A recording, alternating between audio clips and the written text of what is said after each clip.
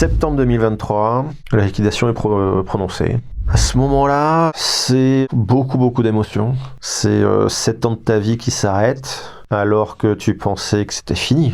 La boîte, quand t'as 50 personnes, tu dis que c'est fini. T'es dans le 0,1% des boîtes les plus grosses, tu dis que ça va exister toute ta vie, tu réfléchis à la transmission de la boîte à tes enfants, tu vois, enfin, t'as des plans comme ça. Et ben là, non, tout s'est écroulé, il n'y a plus rien.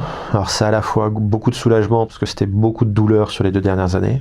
Un poids énorme à tirer et complètement désaligné finalement de ce que j'étais, de ce que je suis. Et en même temps, encore une fois, quand tu es entrepreneur, tu n'as jamais le loisir d'avoir du temps pour toi. Tu peux pas prendre le temps du deuil. Tu as perdu ton identité sociale. Tu étais le mec avec la boîte de 50 personnes. Tu étais le mec successful qui employait beaucoup de gens, qui était important, qui pèse entre guillemets. Tu vas n'importe où et dans le regard des gens, quand tu annonces que tu as une boîte qui fait 50 personnes, c'est pas la même chose que quand tu dis autre chose, quoi.